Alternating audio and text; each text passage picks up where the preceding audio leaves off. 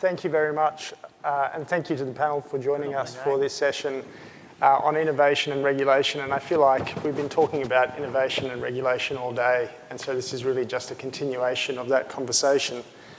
When I think of innovation and regulation, I'm reminded of a quote by Paul Volcker, famous to lawyers and bankers for the Volcker Rule, who said in 2009, in the wake of the global financial crisis, perhaps somewhat cynically, having seen the results of a lot of banking innovation over the years leading up to 2008, that the ATM has been the only useful innovation in banking for the past 20 years. And so for those of us who haven't been to an ATM now for a couple of years, there must have been some more useful innovations in the meantime in the last 13 years, which have changed that situation. And I think a few people have perhaps commented that it's this thing that's probably been one of the major innovations. And I suppose one of the significant things is this wasn't invented by a bank. It's not controlled by a bank. It's not issued by a bank. And so banks are having to face the new world of other players being very involved with their customers in banking, and regulation really operating on a separate track and not quite keeping up, sometimes being an impediment, sometimes business models slipping through the cracks. And so that's what we're here to talk about. So I want to start with Brian, really to get a sense of, and you analyse banks and banking models, to get a sense of what are the trends in terms of what banks and other financial services providers are doing in terms of innovation, the sort of business models that they're implementing, what's working, what's not. Okay, now I'm going to caution everyone. I am in the job of making specific guesses, so you're not going to get any vague answers from me. As one of my work colleagues said this morning when I had a negative result on my RAT, they actually said that correlates 100% with your predictive ability and your IQ. So that being said, to give you a very quick answer, I think there are only really three things that matter, or four things. First one is, if you were to go back to the global financial crisis a long time ago, central banks have just been buying government bonds like there is no tomorrow. And we're at a position where central banks now own 30-40% of bonds on issue. I've got to tell you, that is troubling because there is no more ammunition left, because if you were to get to own 100%, that's when we start to have a problem. So against that rather happy backdrop, we've had a lot of banks basically set up strategies that are predicated on what they were seeing 3 years ago, lasting in perpetuity, but we are at the end of history. If you go back to what was referenced before in 1989, the fall of the Berlin Wall was supposedly the end of history. Democracy was going to rise everywhere, and we've seen a radical change. So when you actually go through it, the things that I think really matter: one, the return of inflation, get ready, interest rates are going up, which means house prices basically fall. Second thing, the only thing that really matters in a bank is getting close to your customer and having a really, really good brand.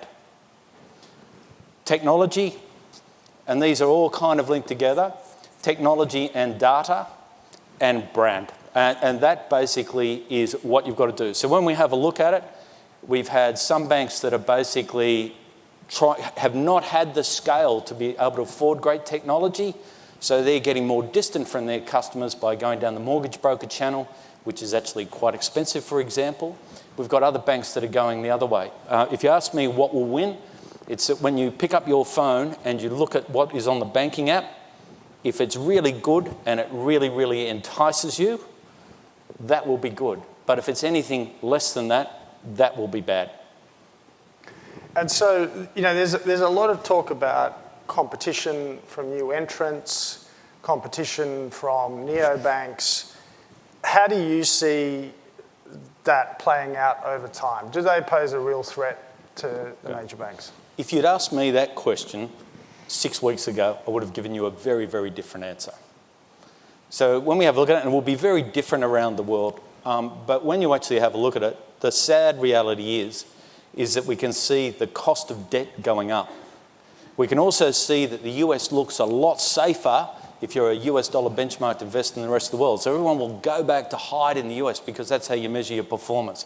That means sovereign spreads will go up. So we're talking about credit spreads go up, sovereign spreads go up. And the other thing is, it's great when stock markets go up and down, but they're going up and down a lot. And I think there will be basically a fundamental return to pricing for risk. So if you've got a business model that generates shareholder returns, fantastic. But if it doesn't generate shareholder returns in a short enough time frame, your business model won't survive. And we see that in a whole lot of disruptive industries at the moment that are shrinking and consolidating.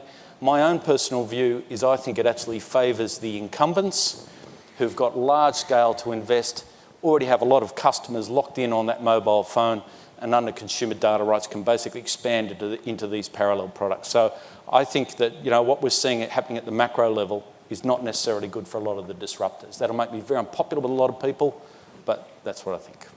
And just on that last point, Brian, around data, and I think one of the previous panels noted that in the space of customer data right, that is one area where regulation is in a way getting ahead of and providing opportunities for businesses and new business models.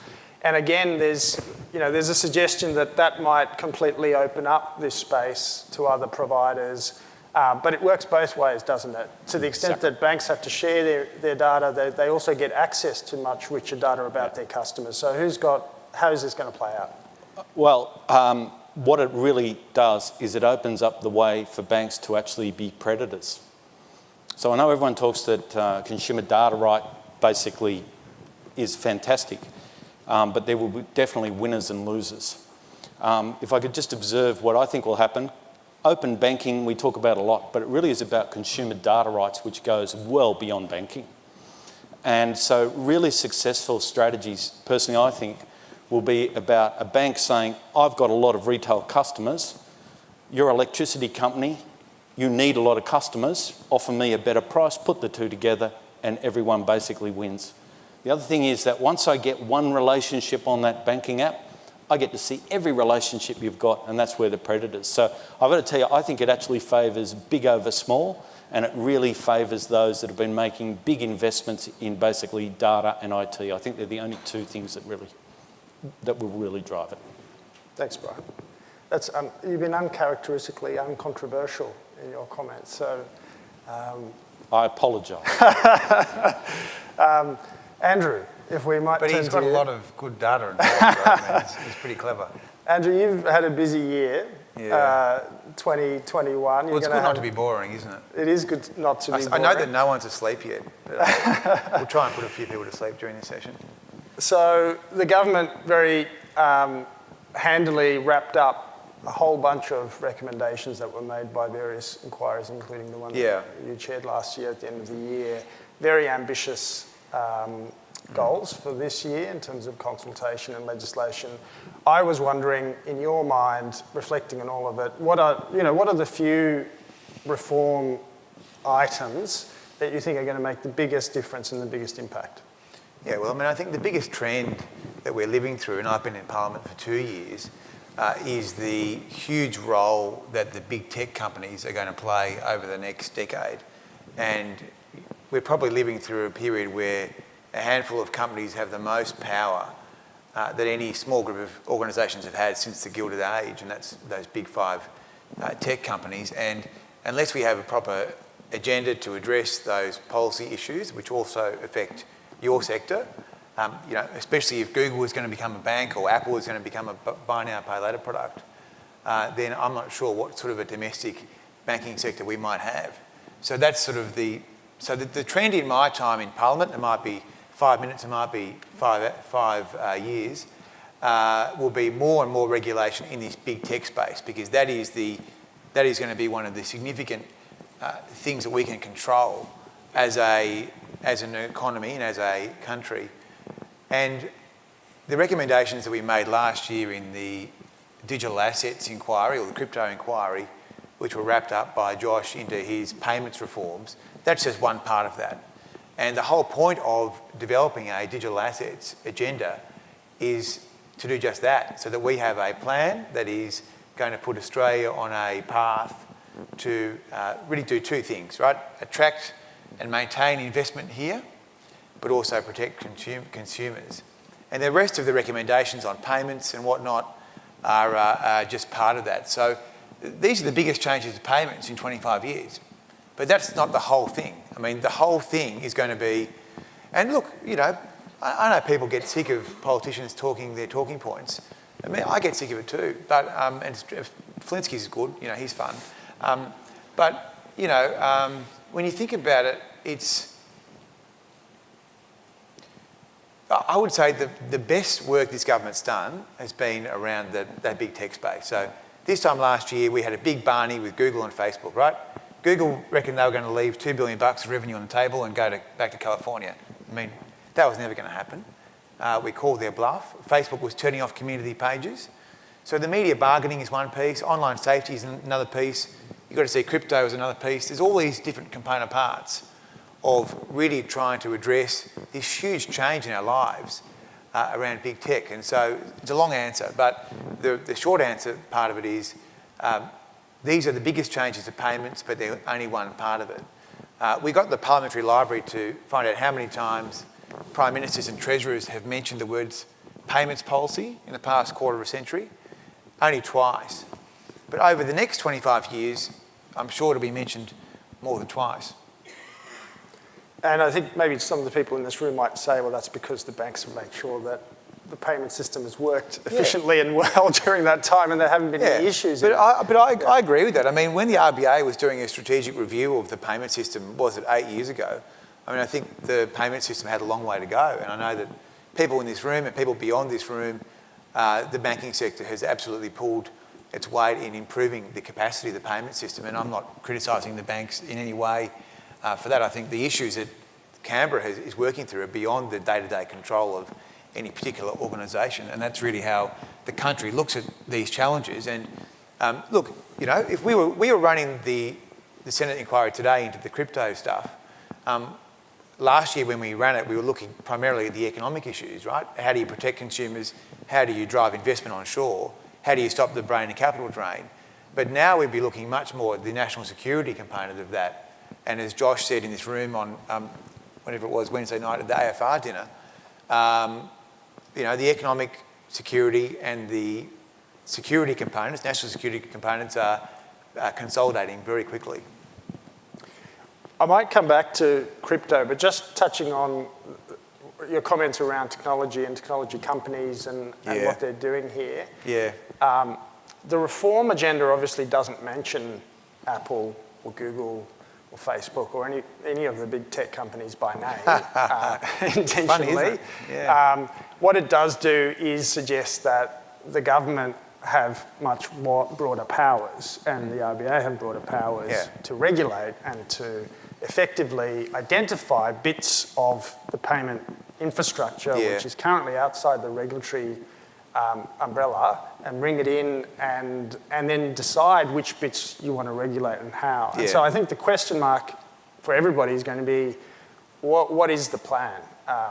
You're going to get more powers. What are you going to do with them in the payment space? Well, firstly, I owe you an apology because I used some talking points before, but I do think that the talking points or the comments that Josh Frydenberg made about these issues around economic security and national security are worth looking at, and if you get time, it's worth reading that speech. Look, I mean, the reason that we recommended that the RBA, I mean, Farrell and I both recommended that the RBA be stripped of its powers because the RBA is supposed to be focused on monetary policy. I don't want the RBA thinking about payments policy too much because payments policy is becoming a major economic policy lever. And we live in a country where our parliamentarians are accountable to the electorate, and it's really important that the executive and the legislature isn't usurped by unelected agencies. And what's been happening has been massive regulatory creep, that the RBA has been making policy, but of course there's no accountability there because if you don't like what the RBA is doing, you can't vote them out. You know, the good news is you can get rid of me or, you know, my team, whatever. That's all part of the system. It's very important. And I think what was happening is with the RBA effectively setting all these policies is the government of the day was just squibbing it, wasn't having to think about these things. which was a really, really big problem given how many risks and opportunities are in this payment space. So now I'm going to answer your question. What we're going to do is, once we have the powers vested in the Treasury and in the Treasurer, is we will set out very clear payments policies that suit the national interest. And the Treasurer will make a statement about that in the Parliament or In due course. at the press club. No, but I mean, isn't that better than some governor who's unelected coming out and giving a speech about public policy? I mean, we live in a democracy where we elect people to parliaments. Those people go into a ministry and they make policies, and then the public is free to vote them back in or vote them back out. Now, these are important things that we don't want people who are unelected. I mean, I'm not having a go at public servants. I think they do a great job, and I've been very impressed with the quality of the advice. But that's not the sort of system we think we should have in Australia now, given how important this is. My last point is, I think the challenge is going to be, historically, the Treasury has looked at these things from, okay, what are the Treasury interests? But increasingly, it's going to be bringing in the spooks and all the other people and seeing what they think about it, because these judgments about data management and the like is going to really straddle those national security and economic security considerations. Dean, I might bring you in at this point, because one of the features of our payment system is that it was largely paid for and built by the banks, and that has given them effectively the ability to self-regulate, and they have successfully self-regulated in that space. Now, different aspects of it have been built over different times, so we've got a bit of a spaghetti junction situation with our payments infrastructure, as well as with the regulation and the rules that govern different parts of it. But self-regulation has been successful in this space, and so I suppose there's a question with perhaps more government interest, a strategic plan over time, different expectations of government of the sector. What is the right role for government intervention and regulation versus self-regulation in a sector like payments? Yeah, thanks, Simon. And just before we kick off, I will correct the record just in case anybody's confused about who I am. That's right, Chicky. I'm not Pradeep Philip. He's a much better looking guy than I am, and probably more fun, because I'm a little bit. I want to pick up on some of the comments here just to sort of frame a little differently, perhaps. That question invites us sort of thinking about as though government does know what it's doing. Can I just put it out there? I'm not wholly convinced. And I think this is part of the challenge in regulatory settings. You know, we used to have, self-regulation used to be in the toolkit of good government. When we used to have these conversations, every policy review done by Productivity Commission or Office of Best Practice Regulation has always come back and said, gee, self-regulation's good, it's efficient, it's a hell of a lot cheaper than is statutory or other frameworks of regulation. Nonetheless, we still don't endorse it. We still don't tend to authorise it. It tends to erupt spontaneously from good sort of industry practice. So, and that's not necessarily a bad thing, but the real challenge is, how do you create the right environment for that? How do you create a system within which governments and legislation and regulatory structures support the development of self-regulation? And I think that's really important, because I think we underestimate that these are all about partnerships. We tend to have this sort of binary approach towards government or its industry, or its regulators or its government, as though those two things are actually contestable. I'm not so sure. I think it's a much more fluid construct of partnership. And it relies on the idea of who is most trusted. You know, who do we assume, well, who knows the most, who has the right power and information, and then who is most trusted by those that are regulated. I'm not wholly sure it sits with government, frankly. I'm certain, by the way, I'm certain it doesn't sit with industry either, so let's be clear about that. This is not industry or government. I think it's a much more complex picture than that. But I do think we have to be open to the conversation. What we have to do is encourage governments to imagine more widely what regulatory tools are available to it, legislative tools are available to it, and then to empower regulators to be a lot more imaginative and a lot more capable in terms of the way they deploy those regulatory tools. And that's a conversation in itself worth having, that I think our regulators have failed us generally in that space, but I think their failure is not their own product. I think much of that failure sits with government. in terms of how we've drafted legislation, how we've implemented it, how we've encouraged it. So I'll just throw all those things on the table and see how many people I can offend in this conversation. So one of the areas that has been talked about is regulatory gaps and the way big business models, successful business models have been built through those gaps, and buy now, pay later is an example of that, which has built a successful business model, which is, some would say, taken advantage of regulatory gaps, others would say simply used what were legitimate exceptions in the law and created a successful business that met customer needs. How do you, I mean, what are your thoughts around those sorts of gaps where, you know, there might be structure in the law which allows a business model to operate which just was never foreseen previously, and if we have, and maybe I'll add another part, which is, you know, if we have a regulatory regime which is very dependent on the political process, what risks and uncertainties does that create risk, or does that create the appropriate responsibility, perhaps Andrew would say, for the regulatory settings where new models will emerge and there's a question about how should the regime apply to them? Well, I think that's a really important way of thinking about this problem, and this is where I get to offend Brian. I think there's more this idea that my first answer, the fast answer is that that's actually just a poorly designed regulatory regime.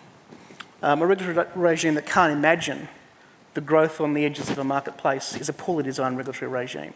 So I think there's something about that that's important. That's the easy answer, that's the fast answer. The much more comprehensive one is, I'm not sure how we would design for it, because regulation and markets are about arbitrage. They're about looking for edges. They're about looking for spaces that aren't currently regulated. They're about finding the corners and the opportunities that exist. That's the nature of markets, that's what they do. But I think that a much bigger question that sits behind this is that we as a sector, as a banking environment, we tend to be locked in, and this goes a little bit to the comments earlier, we tend to be locked into the idea of banking exists and will exist. It's an essential part of our structures of economy. I'm also not wholly convinced of that, because I think that what we see in the markets that I'm hearing, in the markets and the people I speak to, when I hear conversations about crypto as an example, I'm sure everybody's got a crazy cousin or a mad uncle that you caught up with over Christmas who's telling you about the wonders of crypto and the millions of dollars they're going to make in it. Now, I'm an Aboriginal person, so my community is particularly interesting and particularly complex, and they don't like banking. And they are looking for alternatives, and they're not just the crazy ones. This idea of what we sit within this established structure, as though it will always exist. There are many people saying, I don't want to play in that space. I don't want to be in that market. Are there other ways of existing in this environment, including, by the way, other ways of existing in civil society, but that's a different set of questions that goes to a bigger government question. So I think when you are talking about how do you build regulatory systems that respond to something like buy now, pay later, I just think it's a canary in the coal mine. I think it's an indicator to us that we aren't sufficiently imagining our regulatory systems. We aren't designing for the edges. Now, I don't want regulators controlling the edges, because then you get the sort of closed system structure happening too, where you get the sort of second law of thermodynamics says it'll collapse if people kind of constantly control and close systems. Innovation happens at the edges. But how do you build a regulatory system that encourages that edge, but safely? To one of the comments made by Fiona earlier. So I don't think I'm answering the question, Simon. I'm just throwing out that it's actually a bigger question than just capital markets regulation or securities markets regulation or any other elements of banking regulation. This is a big question about what do we believe in the construct of regulation? What role does government play in trust here, in engaging a whole community, globally and domestically, that is beginning to lose interest in banking? Andrew? Simon, can I just add something? Yes. Right. We are in 100% agreement on what you just said. So, when you have a look at it, and I've been a stockbroker for a long time, much longer than my age, than you would say by my appearance.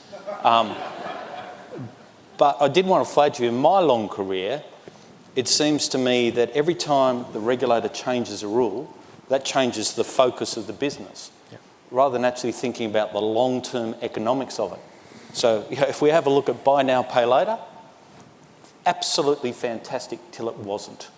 And if you have a look at the de-rating of all these tech stocks that we see at the moment, on the upside, it never captured the fact that from a common sense point of view, perhaps the shareholder value dynamic was somewhat challenged. And now we see the opposite happening. Whereas if you just had a very sensible strategy the whole way along, you would get a very different outcome. My point is that arbitrages are either arbitraged away or they reverse when the regulator changes it. So we are actually in 100% But except for the agreement fact on that just to take it to that next point, I'd say that that if that's true, and I agree with you, obviously, if that's true, we also then have to be brave enough to say capital markets work until they don't. Banking works until it won't. And I don't think we're asking ourselves the right questions about those types of things, about how do we build a system that might have a different perspective or allow for a different way of thinking about this. I have to, in the last 2 minutes, I have to come back to crypto because Andrew spent a long time last year on this and I want to give him a chance to say something about it. But I think, the recommendations you put forward, very sensible licensing regime, Thank you. a decent custody regime. But isn't the problem, and I think a lot of people in this room will be thinking about this, if you're thinking about making this available to your customers, isn't the basic problem for responsible business people is that you're allowing customers to buy something often where there is nothing underlying of value supporting the asset. And so can we really, and is licensing and a sensible custody regime actually going to give people a false sense of security around this asset when it comes to the head? And I'm being possibly a bit controversial about it. That's We're good. I like lumping controversy. all crypto together. Yeah. But isn't that going to be the main impediment? The business people are going to say, I just can't sell this to my customer. Well, I think it depends what you're talking about. I mean, crypto and digital assets, a very broad category. I mean, this week I opened an NFT gallery here in Sydney, and the advent of NFTs for digital artists is going to give them a revenue stream over the course of their lives that recording artists have been able to access through when royalties are received through, radio or Apple Music, basically anything apart from Napster. And so that is a very exciting opportunity for those artists, and I think Dean would hopefully agree with me that opens up opportunities for Indigenous artists, which is very exciting for Australia, because when you think of Australian art, when you go anywhere around the world, and you go into any of our consulates or high commissions, what do you see on the walls? You see Indigenous art because it's incredible. So I would say that it depends what you're asking about. In terms of the licensing of crypto markets, I mean, there's a few reasons why you need to do it, and I think those are obvious to you, that you need to protect consumers. You also need to ensure that you stop the capital and brain drain where strong or successful so far Australian crypto markets are seeking licenses in Singapore and the UK. And so if we don't do this, then we won't have these businesses in this country. And I think the ambition for us is the next time that a major bank decides it wants to go into crypto, that it would consider using an Australian domiciled market license rather than using one offshore and then white labelling that back into Australia. So I think the idea that we wouldn't do that, I think, is misguided. I mean, we have to have a policy where arbitrage is eliminated, but we also have to ensure that we have a competitive system. I mean, if we have no choice. We have to have something. Thanks, Andrew. We're out of time. We could keep discussing, but please thank the panellists. Thank you.